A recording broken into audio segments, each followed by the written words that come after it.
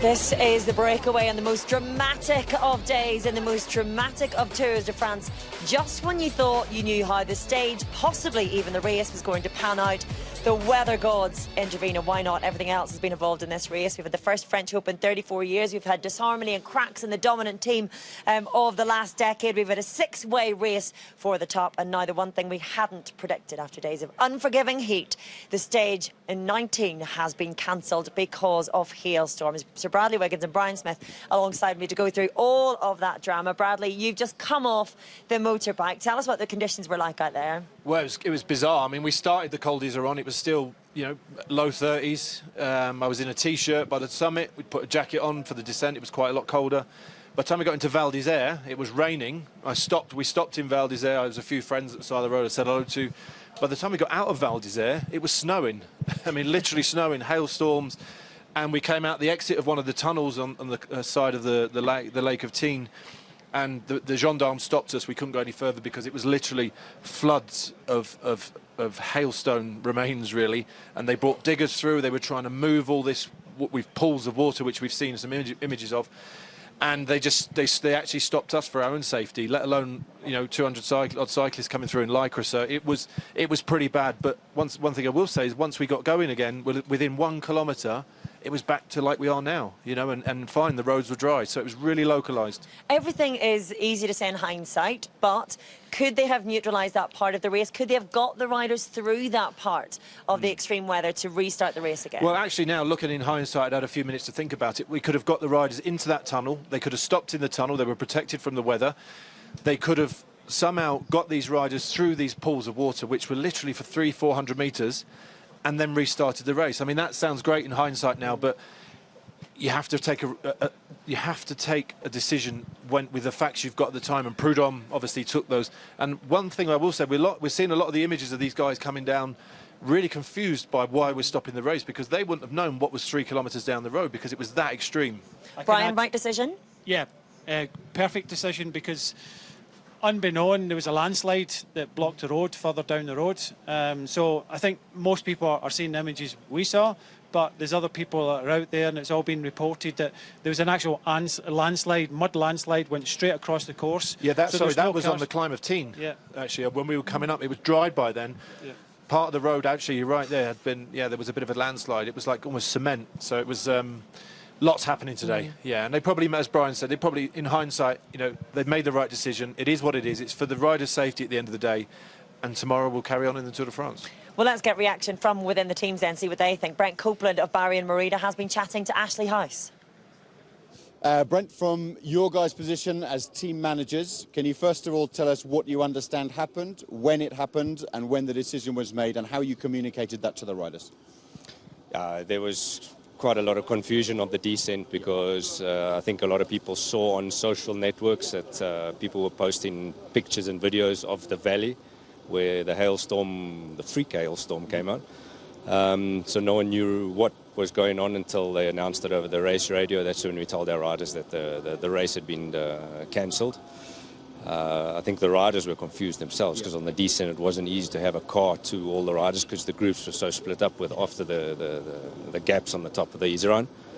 I think after seeing the images on TV, it's a safety decision which has been taken the right decision, because it was impossible to race in those conditions. So a good call on that. On the sporting side, we're not racing for GC, so it's not really our call to say, but the way Bernal was riding, I think he would have gained more time on the final climb, yeah. Difficult for the organisers now as well, and officials, to make the time, because they said they're going to take the timings on the top of the Iseran, but there was no official timing, we think, at the top of that climb. That we know ourselves as much as you do, so we don't know if there's an actual official timing at the top, but there should be. It's mountaintop finish, they should have the times there, so I'm sure they're going to do those calculations, which we haven't seen yet. We were racing for the polka dot jersey with Vincenzo and Damiano Caruso, which they did a great job, and they got themselves up there and gained the most points that they could before getting to Iseran, and we tried that. And in terms of Vincenzo and Rigoberto, we're having a very animated discussion on the TV. My guess is that Rigo was remembering the Giro in 2014 when the similar thing happened over the Gavia. Do you know anything more? No, I haven't spoken to anyone about that. I think, to me, it looked like Uran was trying to tell the guys to hurry up and chase to get back to Bernal, but there was no point because Vincenzo understood that the race had been cancelled at that stage. So, but I saw that they were talking afterwards and made up, so it's just a heat of the moment thing, nothing serious. Okay, thanks a lot. Yeah, thank you.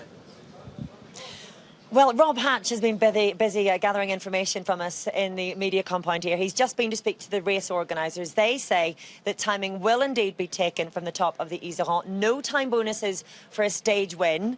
And we don't know yet whether there will be a time bonus for the top of the climb, as would have been expected. Now, going by that, and this is approximate at this stage because it hasn't been confirmed, but it would look like, as we would expect, Egan Bernal takes yellow. Julien Alaphilippe would then be 25 seconds behind Geraint Thomas at 1:06, Stephen Kruijswijk 1:18, Bookman 1:45, and then a gap to Mikel Landa at 4:25. So what do we make of that, those top spots, Bradley? Well, I predicted Bernal to win the race, so it's great for me again.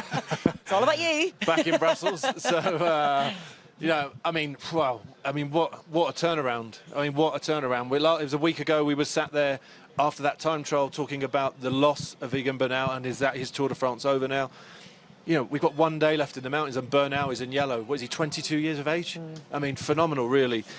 But all to play for tomorrow. Another tough stage to Val Thorens, isn't it? And it's clear now, Ineos, would you say, Brian, that's the leadership has now, that whole leadership debate has been settled? Yeah, for sure. And the way they rode today, and we did say yesterday that Thomas has to go first. He did go first, but he got nowhere. And Bernal was just sitting behind the yellow jersey, and they went for it. But what I have to say is Kwiatkowski and Moscon were gone early, but the rest of the team rode out their skins. They actually took the race on, and it was Dylan van Baarle upped his game, and I think everybody upped their game today. And you know, I was expecting Movistar to go on the attack in Iseran. That never came. So hats off to Ineos with a depleted team, because maybe two riders never, you know, they weren't good enough to step up, but the rest of them stepped up and delivered the yellow jersey. Right, well, let's get more reaction from within the teams then. Doug Ryder of Dimension Data has been speaking at the race finish. Doug, it's a very difficult day for fans who've made all the way here, guys on the looking on the TV. Also, must be pretty tough for the management of a team as well, I guess. No, I think it is tough. I think it's tough for the organisation when a natural disaster, I guess we could call that today, happens in the biggest race in the world. It just shows how, you know, crazy the world is today, I think. But, you know, obviously the call was made in the safety of everyone, from the gendarmes to the cavalcade to, I guess, everybody, sponsors and everybody, and the riders, of course. So, yeah, I mean, it's just sad, I guess, that things like this can still happen today. But, I mean, yeah, is what it is. I've got a fan. No, yeah, look, it is. It's pretty crazy. But, I mean, I think they made the right call for sure. And for a team like ours, I mean, you know, we're obviously going for the general classification with Roman, and so, you know, it is what it is. But it was a fight today, and it was amazing to see what was going on in the race. So good for some and not so for others, but ultimately the safety is the most important. In terms of your team, then, and in terms of Roman, what does it do in terms of tomorrow? No, look, I mean, we're fighting every single day. I mean, I think our team is racing as best as it can, you know, and we're trying as hard as we can every single day and trying our options. So, you know, for him, you know, it's he fights every single day. He's a great individual and a super bike rider, so tries his hardest. So, you know, every day is the same for us. We fight every day as much as we can. So, yeah, he'll continue to fight tomorrow. And then Paris is a day where we have an option with Edvald again. He's been top 5 the last 4 years in a row. So, I mean, we look forward to Paris as well, as does the whole peloton. I think this has been the hardest Tour de France in the last 5 years, which is great for the sport and great for that the French have done so well. So, I mean, we love the ecosystem of cycling to be successful, and the French have been fantastic. Sadly, they didn't have a great day today, but I mean, you know, it was a dream tour for them for sure. So professional athletes in general, and definitely cyclists, they have such routines after races, before the following day and so on. How are you going to cope with that tonight? Well, I think today's a long day for them now. It was ultimately going to be a fairly short stage in distance and not in altitude meters gain, but or time, I guess, but in distance it was short. And now they're sitting in cars in cramped positions, you know, waiting to try and get back, you know, to their hotels. So the whole day moves later. So it's not an easy day, and it's not a day without turmoil and you know, to themselves. So, I mean, some will recover better than others. But it's, you know, it's not a day that they can say, oh, you know, we didn't work as hard as we could have. It's a hard day for everyone. So it moves everybody late. So it's going to be interesting for them. And tomorrow is a big day. So it'll be guns blazing again. Thanks very much. Thank you. Bradley, Julian Alaphilippe losing the yellow jersey then, but given that we still had the climb to team to come, and if the standings are as we expect them to be, he would be at 25 seconds, 41 seconds ahead of Geraint Thomas. It could have been a lot worse for him. It could have been a hell of a lot worse. It probably, you know, that may have saved his podium in the Tour of France, really, that now. So initial disappointment maybe for him at the time, as we've seen the images, but he might look back on that and actually get a Tour de France podium out of it.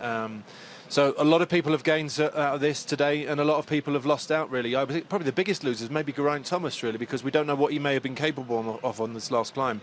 Bernal's probably would say has gained a lot, because, again, had they come through and been allowed to ride through those conditions, you know, you don't know what they're going to... You get cold very, very quickly, and then that affects the body, doesn't it? It affects how you're able to function, really. So, you know, it's all we spoke about whether they should have carried on, but that weather does very different things to different people, doesn't it, Brian? Yeah, winners and losers, looking at the weather, but winners and losers throughout.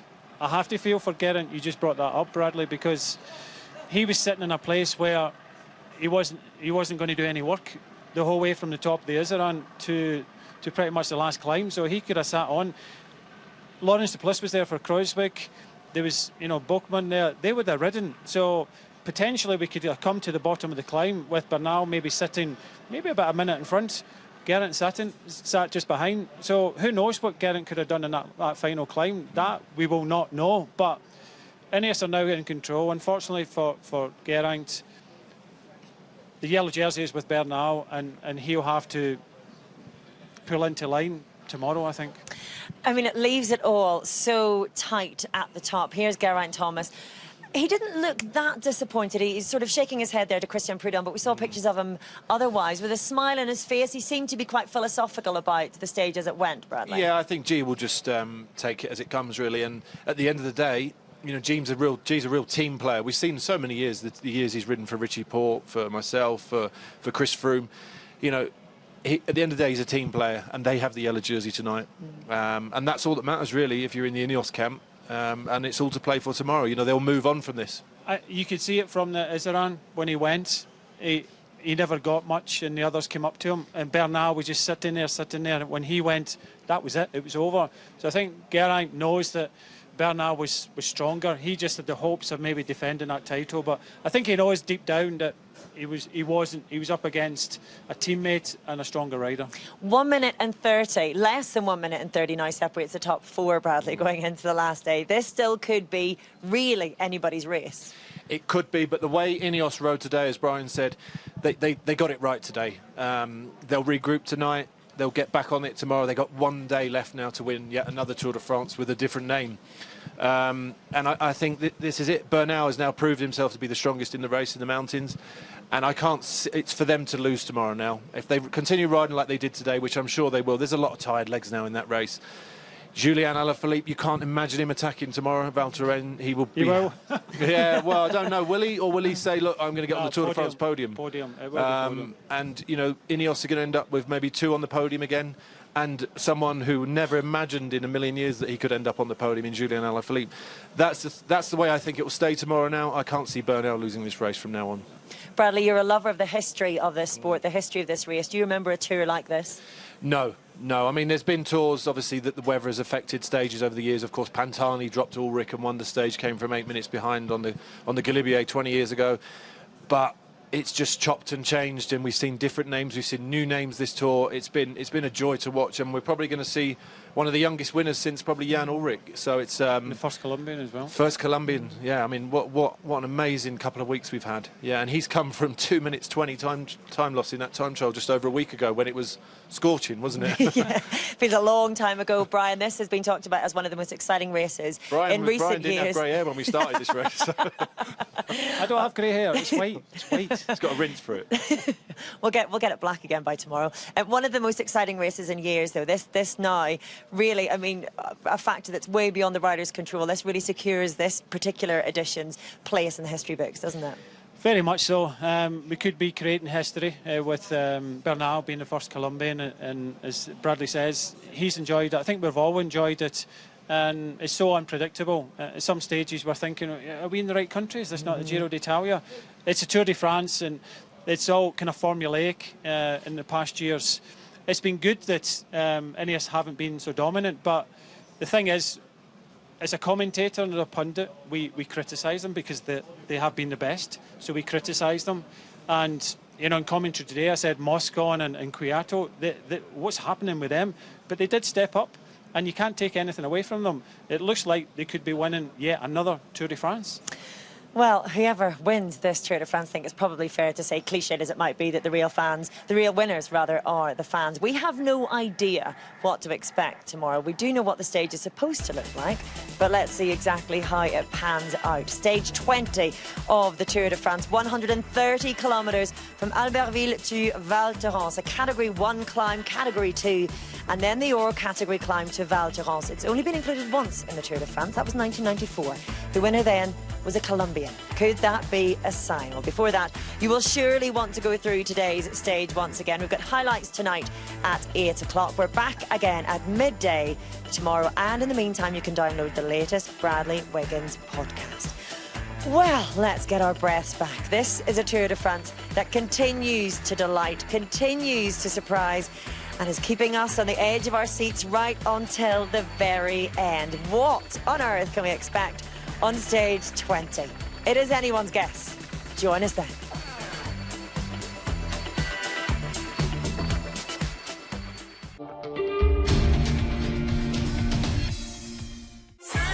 Tel Aviv,